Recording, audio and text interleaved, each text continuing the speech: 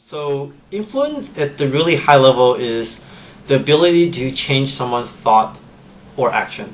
It doesn't always have to have action. A lot of people out there say that influence have to create an action, and not necessarily. Okay, every time you move people down the purchase funnel, when you change someone's mind from being, for example, not aware of your product to being starting aware, and then being interested and desirable, then you change their mind. So that's some form of influence as well. And then eventually you influence them so much that they took action to either purchase or refer to a friend, then that's also influence. So it's changing people's mind or action. Okay, so the thing that I want to point out is that it matters how you do it too, because a lot of people say, it doesn't matter how you do it as long as you change people's mind. That's not true. That's not really influence, because you could pay people to do it, right? And then that's not really influence. You just bribe them. You could force people to do it. You could put a gun in their head. That's not influence, right? So I have basically 4 points. I call them like no carrot, no stick, no annoyance, no trick. Okay, no carrot meaning no money. It doesn't mean no reward, but just no money. And no stick means no force. You can't force people to do things. That's not really influence. And no annoyance means that you can't frustrate them. You can't spam them or anything. They have to really want to do it themselves. Okay? And sometimes people want to do things themselves, but they just didn't get the whole picture. They get tricked, right? They get deceived into doing things.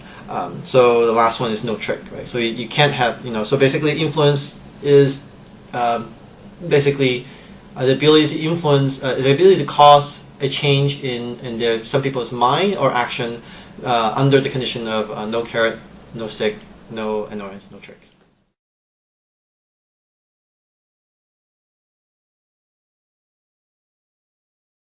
Yeah, so finding influencers is one of those things that a lot of people also misunderstood out there. Many people, vendors, claim that they could find influencer, and they're actually finding the noisemakers. So I believe that finding influencer requires 6 factors. So the model that I developed basically models a two-party dynamic there. Okay, in order for influencer to influence a target audience, say like influence C, his influence has to be propagated to him, right? And in order for him to influence, otherwise there's no chance. So for the influencer's influence to propagate to the influencee, there must be 6 factors that have to be met. And the first factor is credibility, domain credibility, because there's no such thing as universal influencer. People are influential in certain domains, right? You could be a car expert and you have some influence there. You could be a camera expert, you have some influence there. So domain credibility is first factor. The second factor is bandwidth. You have to have high bandwidth.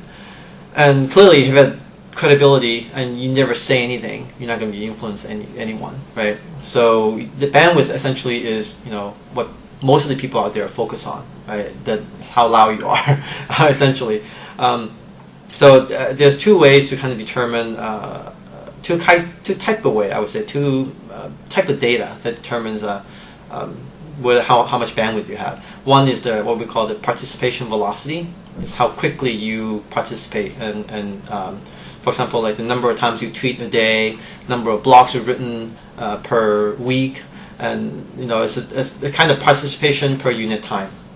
And the other one is another kind of data that we could use is what we call social equity data. Those are things that you accumulate over time.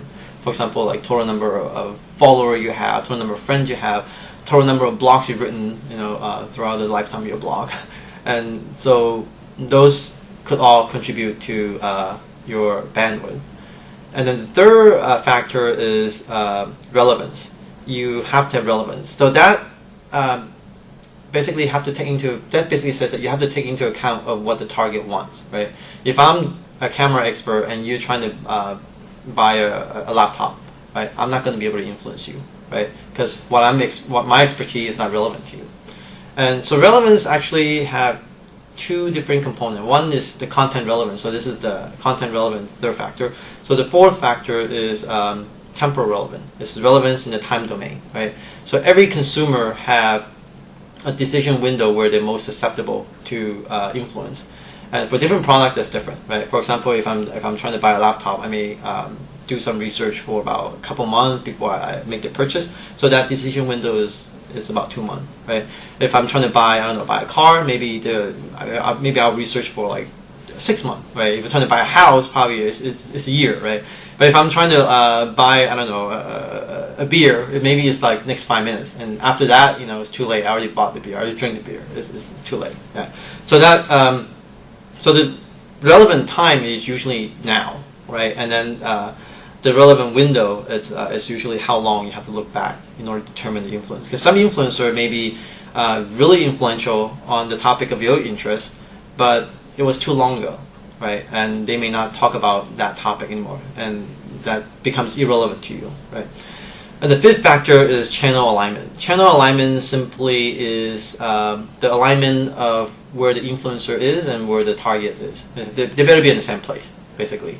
So if you're trying to influence people on Twitter, right, it doesn't do you any good if you find a Facebook influencer, right? And same thing if you have a campaign in LA, then it doesn't help you if you find an influencer in New York, right? So it could be in the physical location, or it could be in the digital world. It's in different online channels.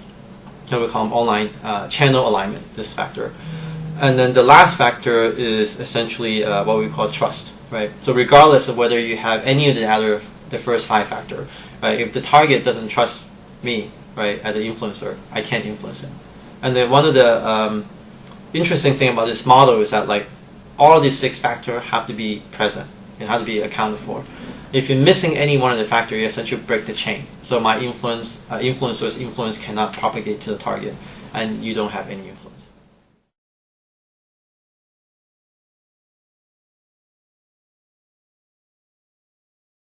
Well, I don't know how their algorithm is, but last that I've seen is that they probably are focused on the bandwidth factor, right? So they probably, I think they've implemented something with time, so the temporal relevance factor. So that's still 2 factor. I mean, I'm not sure what their full algorithm is, so I'm not going to comment too much on that. Yeah.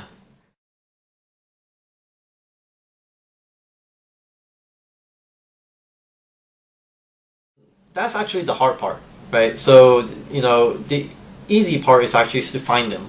Once you find them, it's actually very difficult to build a working relationship with them in the long term, right?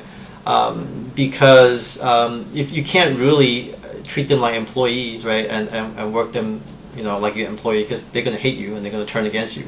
And you probably shouldn't pay them either, because if you pay them, essentially they lose credibility, right? I mean, once people realize they get paid to propagate a certain message, then they're not going to trust the influencer anymore. So they lose credibility that way. And to influence the influencer, again, you can't use the same 4 things, right? You can't use carrot, you can't use stick, you can't frustrate them, you can't trick them either. So it's, working with them is really hard. And the only kind of strategy that I know that this seems repeatable long term is to co-create value with them, right? So in some way, everybody have to get some benefit out of this and of this relationship, and then this will be a long-term kind of interaction there. And one example that I could think of is, for example, using a community, right? So a community provides an audience for the influencer, right? So the influencers could actually gain their influence and by providing help, the expertise in the community, and the community member gets benefit from his expertise, and clearly the sponsoring brand for the community gets benefits of effective word of mouth through the influencer. So this is truly a win-win-win strategy for everyone. So that's one way that you could do it.